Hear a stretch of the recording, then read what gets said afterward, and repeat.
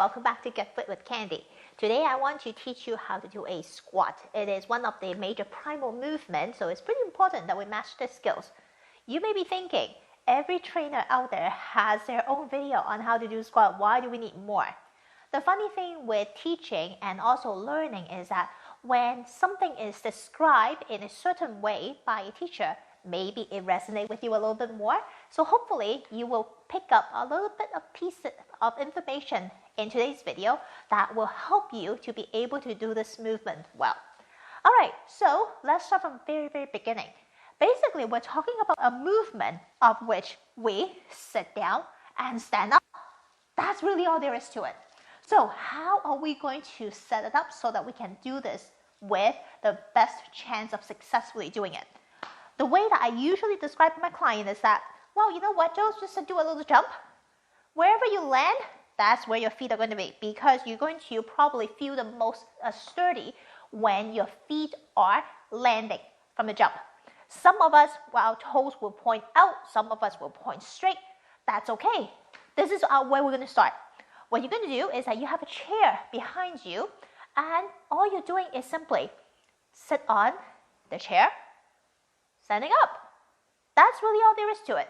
Sitting down, standing up. Now, from the side, if we want to be picky, now we're going to add a little bit more requirement to it.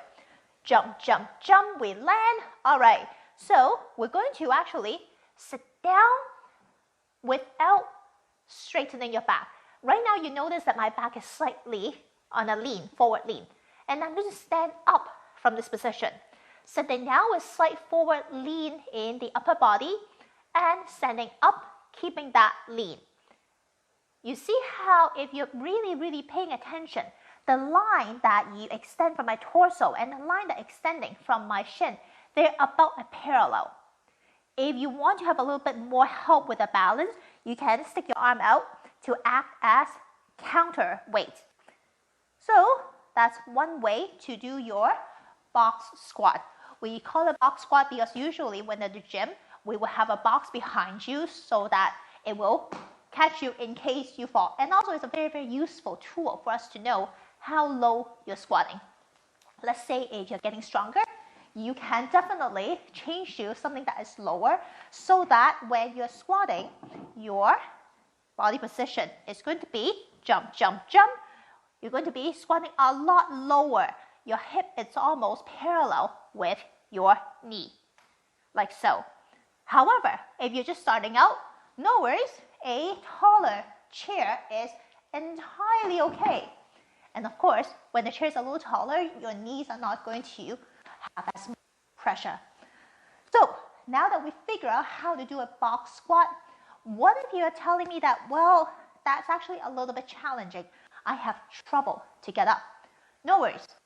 Let's step back a little bit and we're going to I'm going to give you some tools to help you to get up from this position. Remember, this is a primal movement. We do sitting down, standing up all the time, especially sitting on the toilet. So that's why being able to do this without any help, without holding on to anything, is pretty important. So let's say, for example, after you sit down, you straighten your back and you realize, I can't really get up, my legs are not strong enough. What am I going to do? You can place your hands on your thighs, just behind your kneecap. Lean your body forward, use your hand to push against your thigh. Up you go. That is actually combining a little bit of a hip hinge movement so that it will help you to get up easily. Once more, I'm going to place my hand on my thigh, just behind my kneecap, and then I'm going to lean forward slightly. Use your hand to push into the thigh. Up you go. Of course, when you're getting stronger, you can slowly apply less pressure on the hand and eventually use your arm in front of you as a counterweight, or just do it without any help. So eventually, you'll be able to do this unassisted. So that's really the basic part of doing a squat. However, if you're working with me, chances are I will be paying attention to what your knees are doing. What do I mean by that? Well, I'm going to show you two different squats. First one, This is a very, very common version. I see people buckle in the knee so that the knee is actually much more narrow than your hips, and then they stand up. That comes from a lot of years of training the outside of the thigh to be stronger than your hamstring and your glutes.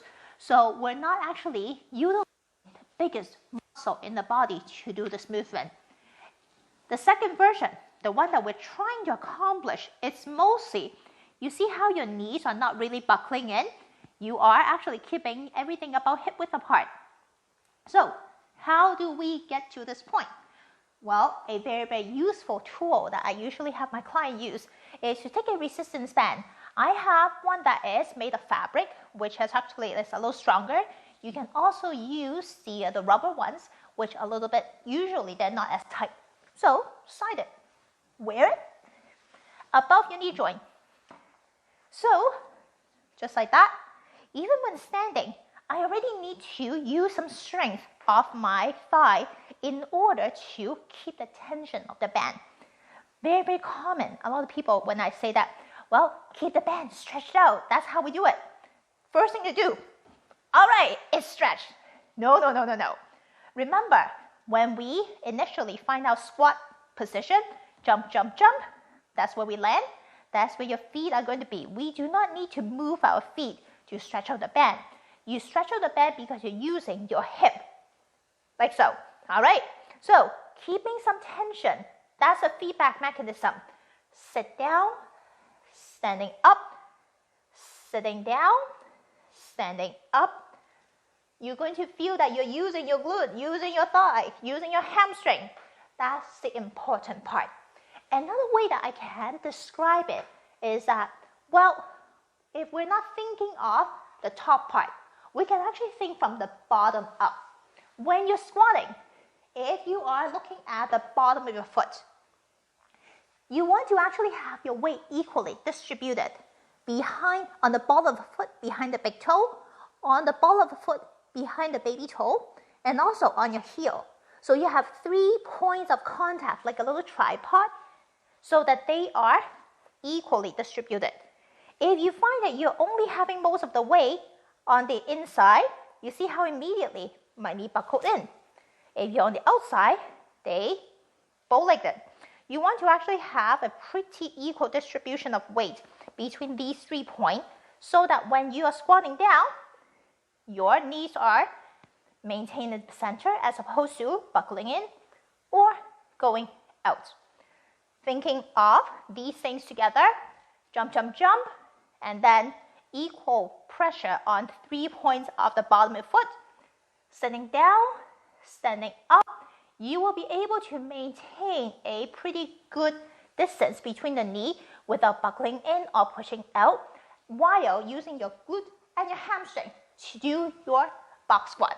So that's it for today, and next week I will explain some more different new exercise to you. Okay, see you next time. Bye.